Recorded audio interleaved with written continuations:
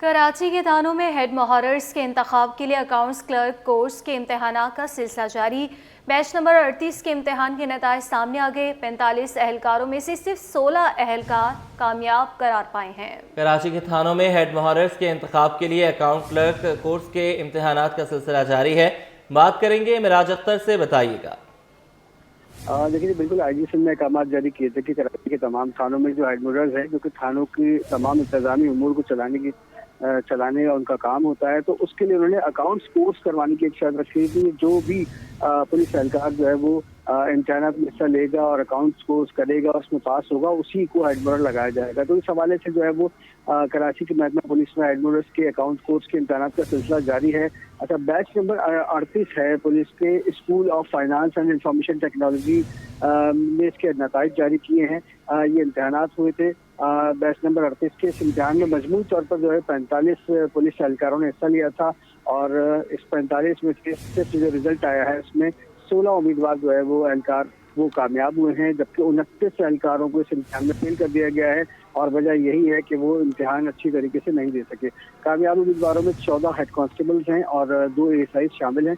IG Singh ने कराची के तमाम थानों में क्वालिफाइड एहलकारों को हेड मुहर्रिस लगाने के अहकाम दिए थे और कराची पुलिस और कराची पुलिस चीफ जो है वो उनके अहकाम पर अमल दरामद करवा रहे हैं और इसी हवाले से हर 2 से 3 माह बाद जो है ये इस तरह से मुख्तलिफ बैचेस की सूरत में जो है वो इम्तहान लिया जाता है एहलकारों का, जिनमें हेड कांस्टेबल और एएसआई लेवल के लोग हिस्सा लेते हैं और जो इसमें कामयाब होते हैं उनका आहिस्ता आहिस्ता जो है वो कराची के मुख्तलिफ थानों में तैनात किया जा रहा है, ताकि शहरी जो आते हैं थानों में उनको जो शिकायतें होती हैं वो भी कम हो सके और थाने के जो बजट और फंड्स फराहम किए जा रहे हैं उसको भी बाकायदा तरीक़ेकार से और जो है कंप्यूटराइज करके उसके इंतजाम को चलाने में ये जो एहलकार हैं क्वालिफाइड, ये मददगार साबित होंगे। जी ठीक है, बहुत शुक्रिया, आपने हमें अपडेट किया।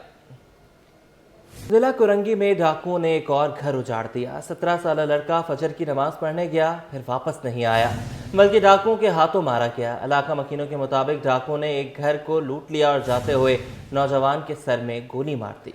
वाकया कैसे पेश आया ये बता रही हैं अनुषा जाफरी, जो इस वक्त उसी मुकाम पर मौजूद हैं। बताइएगा अनुषा।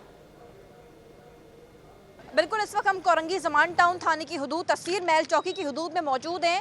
कोरंगी फिर से डकैतों की आमाजका बनना शुरू हो गया है। घर के अंदर 5 से 6 डकैत घुसे हैं, लूटमार की वारदात की है। लोहे का जीना जो थी वो काट के घुसे एक तरीके से। किस तरह वाकया पेश आया, इलाका मकीन हमारे साथ मौजूद है और उन्हीं डाकुओं ने जाते जाते एक नौजवान लड़के को गोली भी मारी आगे जाके दूसरे घर के। ये बताइएगा कैसे वाकया पेश आया? फिर से डकैतों का लगाम हो रहा है, बेलगाम हो रहे हैं इधर कोरंगी में। बिल्कुल ऐसा ही है और मुस्तकिल तौर पे जो है ये 51 से जंजालपुरे का इलाका है जहाँ पर इस तरह की वारदातें जो है होती रहती है। कुछ 5-6 जो है मुसल्ला डाकू जो हैं वो बाइकों पर आते हैं, वो किसी का घर खंगाल लेते हैं, किसी को जो रोड पे लड़के बैठे होते हैं उनका मोबाइल जो है स्नैच करके ले जाते हैं।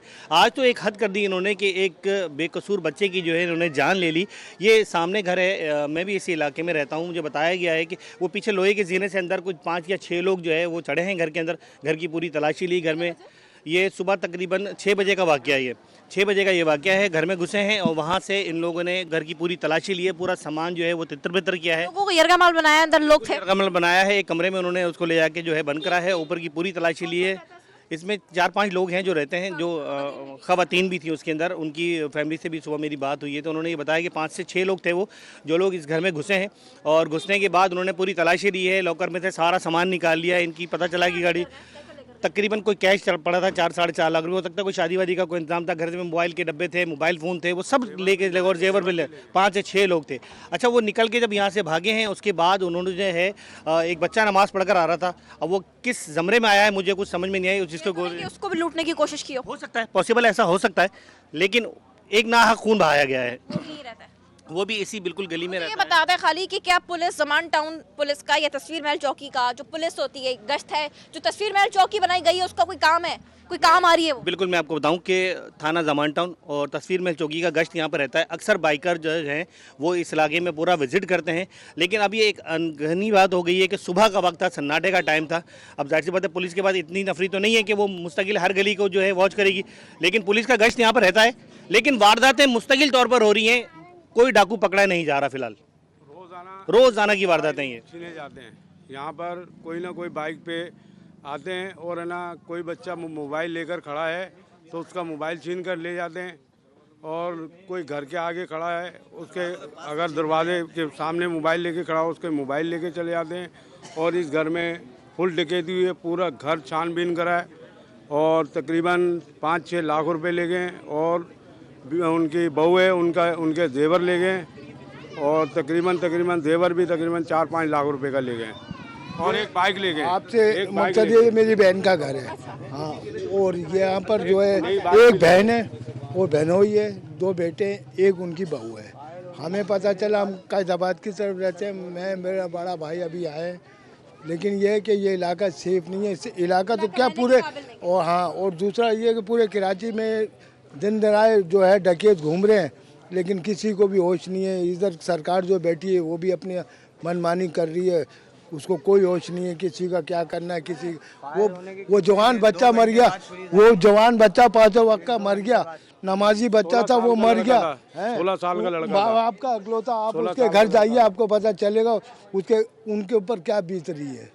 कोरंगी में ये दूसरा डकैती मजम्मत पर कत्ल का वाकया पेश आया है। 1 लॉस नहीं 2 लॉस हुए, लाखों रुपए का नुकसान, लाखों रुपए लूट के डकैत यहाँ से लेकर गए। और बताया जा रहा है यहाँ डकैती की उसके बाद आगे भी गए। जब वो 16 से 17 साल का लड़का जो कि हाफिज़ कुरान बनने जा रहा था, नमाज पढ़ के आ रहा था, डाकुओं ने उसको निशाना बना के उसके सर पे गोली मारी है। कराची पुलिस की कारकर्दगी पर, डिस्ट्रिक्ट कोरंगी पुलिस की कारकर्दगी पर, एसएसपी कोरंगी पर भी जो की कारकर्दगी पर यह सवालिया निशान है कि यहाँ पर जो आवाम है जो रह रही है वो परेशान है, लेकिन उसके बावजूद डकैतों को लगाम नहीं डाला जा रहा। गश्त होने के बावजूद इस तरीके की वारदातें होना, इस पर जो है वो आला अफसरान को जो है वो नोटिस लेना चाहिए। इस वाक़े के बाद SHO जमान टाउन और इंचार्ज चौकी तस्वीर महल चौकी को मुअत्तल कर दिया गया है। जी, सिंध हाईकोर्ट में 2017 से लापता MQM कारकुन की गुमशुदगी की दरख्वास्त पर समाअत हुई है। अदालत का लापता शहरी की बाजियाबी से मुतालिक मौसर इक़दाम करने का हुक्म। अदालत ने दरख्वास्त की समाअत 4 हफ्तों के लिए मुलतवी कर दी। तफसीलात जानेंगे मुमताज जमाली से, बताइएगा। बिल्कुल, देखिए सिंध हाईकोर्ट कराची में 2017 से लापता MQM की कारकुन की गुमशुदगी से मुतालिक दरख्वास्त पर समाअत हुई है। अदालत ने लापता शहरी की बाजियाबी से मुतालिक मौसर इक़दाम करने का हुक्म दे दिया है। अदालत ने दरख्वास्त की समाअत 4 हफ्तों के लिए मुलतवी कर दी है। दरख्वास्त गुजार का कहना था कि उनका भाई मोहम्मद यूसुफ 2017 से 60 थाना की हदूद से लापता हुए थे, जबकि 8 बरसों से अदालतों के धक्के खा रहे गए। अदालत ने तफ्तीशी अफसर से इस्तफसार किया कि लापता शहरी कहाँ है, अब तक क्या कार्रवाई हुई है, जिसमें तफ्तीशी अफसर ने कहा है कि GITs ने लापता शहरी को अज खुद लापता करार दिया है। दरख्वास्त गुजार का कहना है कि उनका भाई खुद कैसे लापता हो सकता है, शादीशुदा है, उनके 3 बच्चे हैं, खानदान को छोड़कर कैसे जा सकता है। अदालत ने इस्तफसार किया कि लापता शहरी के खिलाफ कोई मुकदमा दर्ज है, शहरी का किसी सियासी जमात से ताल्लुक है, जिस पर तफ्तीशी अफसर ने कहा कि लापता शहरी का ताल्लुक MQM से है। अदालत ने रिमार्क्स दिए कि जिसका ताल्लुक MQM से होगा तो वो कैसे गायब हो सकता है या वो कैसे गायब हो जाएगा। लिहाजा अदालत ने आइंदा समाअत पर पेशरफ्त रिपोर्ट तलब करते हुए 4 हफ्तों के लिए ये समाअत मुलतवी कर दी है। जी ठीक है मुमताज, अभी आप हमारे साथ रहिएगा।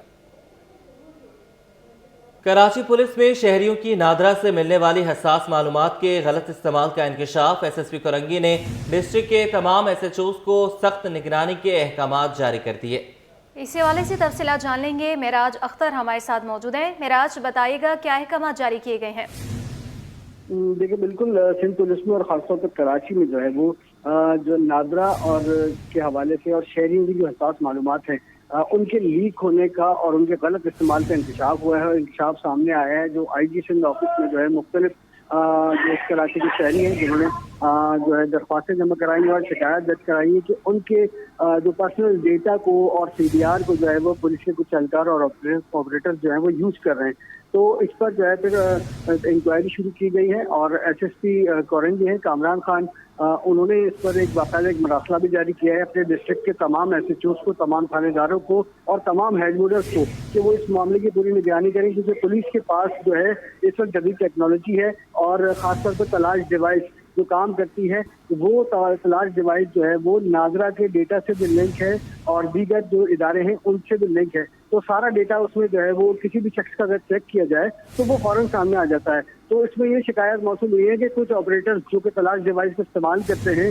उन्होंने कुछ शहरियों की ज़ाती तौर पर जो है उनकी जो मालूमात की हसास नोयत की उन सबको शेयर किया है और उनके शेयर करने के नतीजे में कुछ लोगों को नुकसान पहुंचा है। बहरहाल उनके नाम अभी सामने नहीं आए हैं और ये तमाम जो शिकायत थी आईजी सिंह के ऑफिस में जो है वो दर्ज करवाई गई थी, जिस पर अभी सख्ती से नोटिस लिया गया है और इस लेटर के जरिए एसएसपी कोरंगी ने अपने तमाम थानेदारों और हेड मुनर्स को मुतनब्बे किया है कि कड़ी निगरानी रखी जाए इस हवाले से। अगर इस हवाले से कोई भी शिकायत मौसूल हुई कि किसी भी शहरी का जो पर्सनल डेटा है उसको किसी और को ट्रांसफर किया गया या उससे कोई गलत फायदा उठाया गया है तो उनके खिलाफ महकमा जाती कार्रवाई के साथ कानूनी कार्रवाई भी की जाएगी उन पुलिस एहलकारों और ऑपरेटर्स के खिलाफ। ठीक है, बहुत शुक्रिया आपका मेराज अख्तर। आला सानवी तालीमी बोर्ड कराची के मुतनाज़ नताइज स्क्रूटनी फॉर्म्स जमा कराने के लिए तलबा का rush. SM college DJ college के तलबा भी नताइज से नाखुश हैं। मैट्रिक में A1 और इंटरमीडिएट में 5 पर्चों में फेल कर दिया गया। इस हवाले से मज़ीद जानेंगे सैयद ज़ुबैर राशिद से, बताइएगा। सानवी तालीमी बोर्ड कराची के जो नताइज हैं वो मुतनाज़ा बने हुए हैं। Chairman matric inter board Karachi Syed Sharaf Ali Shah साहब की जानिब से जो स्क्रूटनी फॉर्म्स के मद में जो फीस ली जा रही थी वो तो माफ़ कर दी गई है, लेकिन अभी की अगर ताज़ा तरीन सूरत हाल के हवाले से मैं आपको बताऊँ तो आला सानवी तालीमी बोर्ड कराची में स्क्रूटनी फॉर्म्स जमा करवाने के हवाले से यहाँ पर जो तलबा व तालिबात हैं और जो उनके वालिदैन हैं उनका रश जो है वो उमड़ आया है और यहाँ पर स्क्रूटनी फॉर्म्स अभी भी बदस्तूर जमा करवाए जा रहे हैं। एक स्टूडेंट मेरे साथ मौजूद हैं जो जिनका ये दावा है कि मैट्रिक में इनका A ग्रेड बना था, लेकिन जब इंटरमीडिएट के नताइज इनके हाथ में दिए गए तो उसमें 5 पेपरों में इनको जो है लुढ़का दिया गया, 5 पेपरों में फेल कर दिया गया। मुझे बताएं कितनी मुश्किलात हैं, पेपर कैसे हुए थे, A से F ग्रेड कैसा रहा? देखिए पेपर तो बड़े अच्छे रहते हैं हमारे इस दफ़ा, लेकिन ये जो हमारे हाथ में वो रिज़ल्ट आया ना ये बड़ा मतलब बहुत हमारे को परेशान दिखने वाला रिज़ल्ट है। कि मैट्रिक के भी हमने पेपर दिए थे, जिस तरीके से हमने पेपर दिए थे वैसे ही हमारा रिज़ल्ट आया था। 9 का भी यही था, लेकिन इस दफ़ा जो फर्स्ट ईयर का रिज़ल्ट है ये समझ से बाहर है कुछ। आप मुझे बताएं आपके कितने पेपर रुके हैं और मैट्रिक में क्या ग्रेड बना था? अल्हम्दुलिल्लाह सुम्मा अल्हम्दुलिल्लाह पेपर तो खैर नहीं रुके, लेकिन जो नंबर है मेरे वो बहुत ही ज़्यादा कम है और 30% मेरी बनी है। मतलब ये सिर्फ पासिंग मार्क्स हैं। बस जैसे पता लगा हमारे को स्क्रूटनी फ्री है तो वैसे हम लोग आए। एक पेपर भी रुकता है तो उसमें हज़ारों रुपए खर्च करने पड़ते हैं, काफ़ी दिन चक्कर लगाने पड़ता है, लेकिन इस दफ़ा बोर्ड वालों ने काफ़ी आसानी करी हुई है और जो है इन्होंने कहा है, इन्होंने दावा करा है कि जो आपके रीचेकिंग आपने करवाई आपको घर पर दिया जाएगा। आप लोग बताएं क्या रिजल्ट बना है, मुतमईन है नताइज से कि नहीं? नहीं, मेरा मैट्रिक में A+ बना था और अभी मुझे B ग्रेड दे के पास किया गया है और हालांकि बहुत अच्छे A1 ग्रेड वाले पेपर किए थे। अभी स्कूटनी कराई है, अभी इंशाल्लाह देखते हैं, इन्होंने बोला स्कूटनी कराएं तो आपका रिज़ल्ट अच्छा आएगा। तमाम इनका ये मुतालबा है आला हुकाम से कि ज़रा इन नताइज के मामले पर नज़रसानी करें और इन स्टूडेंट्स को इनका जो बुनियादी हक़ है वो फराहम करें ताकि इनका जो मुस्तकबिल है वो किसी भी किस्म की किसी वजह से जो है मुतासिर नहीं हो सके। जी जिना अस्पताल में तीसरी इंटरनेशनल फैमिली प्लानिंग कॉन्फ्रेंस शुरू हो गई है। कॉन्फ्रेंस में वज़ीर सेहत सिंध डॉक्टर अजरा फजल पीचोहो समेत प्रोफेसर्स, डॉक्टर्स, नर्सेज भी शरीक हैं। तफसीलात जान लेते हैं इब्राहिम रिन से। जी देखिए, बिल्कुल इस वक्त हम मौजूद है जिना अस्पताल कराची में, जहां पर तीसरी इंटरनेशनल फैमिली प्लानिंग के हवाले से कॉन्फ्रेंस शुरू हो चुकी है, जिसमें जो मुख्तलिफ शोबों से ताल्लुक़ रखने वाले अफसरान, डॉक्टर्स, नर्सेज, पैरामेडिकल स्टाफ और LHV समेत दीगर स्टाफ भी शामिल है। हमारे कैमरा मैन दिखा सकते हैं कि यहाँ पर आगाही के लिए फैमिली प्लानिंग समिट 2025 लिखा हुआ है और यहाँ पर लिखा हुआ भी है कि वक्फा किया जाए बच्चों में और इसी तरह कम बच्चे जो है वो खुशहाल घराने की अलामात होते हैं और इसी तरह जो फैमिली प्लानिंग के लिए भी आगाही की देने का सिलसिला जारी। तो जिना अस्पताल के अंदर जो है वो इस हवाले से हम बात करेंगे शोबा इमराज नस्वां की इंचार्ज प्रोफेसर हलीमा साहिबा से कि वो इस हवाले से क्या कहेंगी। मैडम बहुत शुक्रिया, क्या कहेंगी आज की कॉन्फ्रेंस के हवाले से, फैमिली प्लानिंग के हवाले से जिना अस्पताल को चूज़ किया गया तीसरी इंटरनेशनल फैमिली प्लानिंग के हवाले से क्या कहेंगी?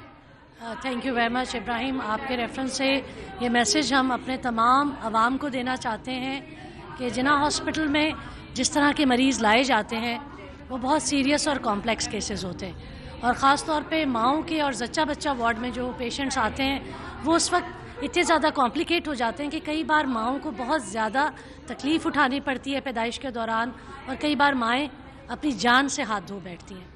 तो जो आज का हमारा थीम है कि यूथ को इन्वॉल्व करना है इस दफ़ा की समिट में, तो इसी तरह स्टूडेंट्स, यंग नर्सेज सबको इन्वॉल्व किया गया है।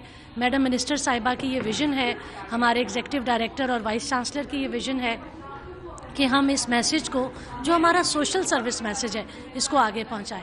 आज की हमारी रूह रवान जो हमारी फोकल पर्सन है सिंध के लिए, डॉक्टर निगत शाह, वो हमारी दूसरे यूनिट की हेड भी हैं और उन्होंने बहुत ज़्यादा एडवोकेसी पे काम किया है फैमिली प्लानिंग में, जब से उन्होंने भी ज्वाइन किया। जिन्ना हॉस्पिटल में हमेशा से ही फैमिली प्लानिंग पर बहुत एक्टिवली काम किया गया है, इसीलिए इस समिट को तीसरी बार हमने चूज़ किया है JPMC को ही। और इंशाल्लाह इस समिट के थ्रू जो मैसेज है वो हमारा सोशल अवेयरनेस का मैसेज है कि हम अपने यूथ को इन्वॉल्व करें और इस तरह फैमिली प्लानिंग के मैसेज को हम दूररस सालों तक पहुंचाएं। बिकॉज फैमिली प्लानिंग ही वो तरीका है जिससे हम कोई भी एक्टिविटी, उसका रिजल्ट तभी मिलेगा। फूड, बीमारी, ये सब चीज़ें हम कभी भी बेहतर तरीके से नहीं कर सकेंगे अगर हम अपनी पॉपुलेशन को कंट्रोल नहीं करेंगे। तो वक्फा करने से ही हम माँ को बचा सकते हैं। Thank you very much. ठीक है, बहुत शुक्रिया। इन्होंने तफसीली बताया कि वक्फा करने से ही माँ और बच्चे दोनों की सेहत ठीक रहती है और इसी हवाले से आज जो तीसरी इंटरनेशनल कॉन्फ्रेंस चल रही है उसका मकसद भी है कि माँ और बच्चे की सेहत को ठीक करने के लिए फैमिली प्लानिंग अपनाना लाजमी है ताकि जो घर है खुशहाल, वो भी खुशहाल रहे। जी। और पाकिस्तान रेलवे ट्रेनों में ताखीर ना रोक सका। मौसम की खराबी के बायस ट्रेनों की आमदोरफ्त ताहाल मुतासर। दिन में आने वाली ट्रेनें रात गए तक रवाना होती हैं। कराची एक्सप्रेस, पाकिस्तान एक्सप्रेस और मिल्लत एक्सप्रेस बर वक्त रवाना ना हो सकें। मज़ीद तफसीलात हासिल करेंगे नुमाइंदा अक्सा शाहिद से। जी बिल्कुल, मैं एक बार फिर से कराची कैंट स्टेशन पर मौजूद हूँ और ट्रेनों की ताखिर का सिलसिला थम नहीं सका। गुज़िश्ता रोज़ भी कराची कैंट स्टेशन से रवाना होने वाली 4 ट्रेनें ताखिर का शिकार थीं और आज भी मुतादिद ट्रेनें जो वो ताखिर से रवाना होंगी। सूरत हाल कुछ इस तरह की है कराची कैंट स्टेशन पर कि सुबह के औकात में मुकम्मल तौर पर सन्नाटा देखा जा रहा होता है, क्योंकि जो आने वाली ट्रेनें होती हैं वो अंदरून शहर से, अंदरून मुल्क से जो है वो ताखिर से कराची कैंट स्टेशन पहुँचती हैं। शाम के औकात में कराची कैंट स्टेशन पहुँचती है, उसके बाद जो है वॉशिंग लाइन में जाती है। फिर रात को ट्रेनों की रवानगी का सिलसिला जो है वो शुरू होता है, जो रात देर तक जो है वो जारी रहता है। रोज़ाना की बुनियाद पर देखा जा रहा है कि 2 बजे रवाना होने वाली, 3 बजे रवाना होने वाली ट्रेनें जो है वो रात 8, 9, 10, 11 बजे जो है वो रवाना हो रही होती हैं। और जो ट्रेनों के ताखिर का सिलसिला है उसकी वजह से मुसाफिर जो है वो सख्त परेशान हैं। मुसाफिर जो है वो बर वक्त यहाँ पर आ जाते हैं जिनको अब तक जो है वो हेल्पलाइन का नंबर नहीं पता, जिसकी वजह से मुसाफिरों को जो है वो सख्त मुश्किलात का सामना होता है। और ये देखा जा रहा होता है कि जो 3 बजे वाले मुसाफिर हैं वो रात 11-12 बजे तक अपनी ट्रेन का इंतज़ार कर रहे होते हैं।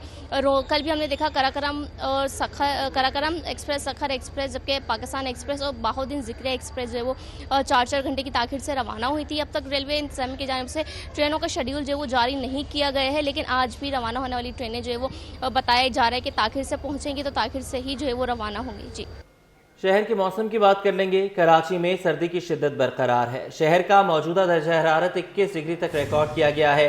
ताहम महकमा मौसमियात ने यह भी खबरदार किया है कि आइंदा चंद रोज तक सर्दी की शिद्दत बरकरार रहेगी। दर्जा हरारत भी 11 डिग्री सेंटीग्रेड तक जाने का इम्कान है। यकबस्ता हवाएं चलने का सिलसिला मजीद तेज हो गया। शमाल मशरिक सम से 10 किलोमीटर फी घंटा की रफ्तार से हवा चल रही है। मजीद मौसम का हवाल जानेंगे हमारे नुमाइंदा रिमशा इस्माइल से।